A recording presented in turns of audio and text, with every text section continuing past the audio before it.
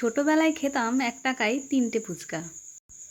এখন বললে ফুচকা কাকু লাঠি নিয়ে তেড়ে আসবে, তাই লাঠির তাড়া না খেয়ে ভাবলাম বাড়িতেই বানিয়ে ফেলি। একটা থালার মধ্যে নিয়ে নিয়েছি কিছুটা ময়দা, আটা এবং সুজি। এবার ভালো করে 3টেকে একসঙ্গে মিশিয়ে নেব। তারপর তার মধ্যে কিছুটা করে জল মিশিয়ে ভালো করে মিশ্রণটাকে মাখিয়ে নেব। লক্ষ্য রাখতে হবে যাতে মিশ্রণটা খুব পাতলা না হয়ে যায়।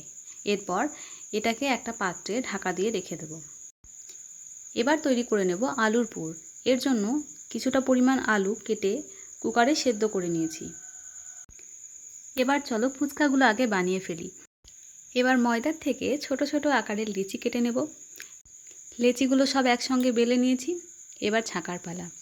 এক এক করে তেলের মধ্যে ছেড়ে লাল লাল করে ভেজে তুলে নেব। এবার একটা পাত্রে কিছুটা পরিমাণ তেঁতুল ভিজিয়ে রাখতে দিয়েছি।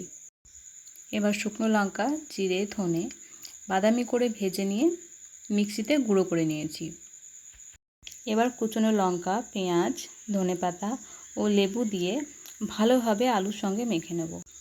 এবার আলুর মধ্যে এক এক করে দিয়ে দেব সাদা লবণ, বিট লবণ আর ভেজে রাখা মশলাটা।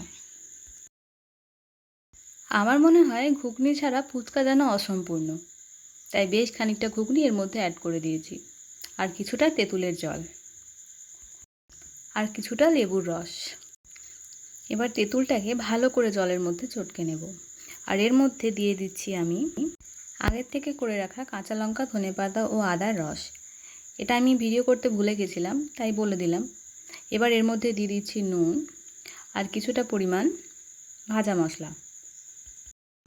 সব ভালোভাবে মিশিয়ে নিয়েছি। আর হ্যাঁ, তার মধ্যে একটু লেবুর রসও আমি দিয়ে দিয়েছি। ব্যাস, এবার ফুচকার পেট ভেঙে পুর ভরে মুখে তুললেই সর্বসুখ। আমাদের খুদে বিচারককে দেখেই বুঝতে পারছো কতটা সুন্দর হয়েছিল খেতে।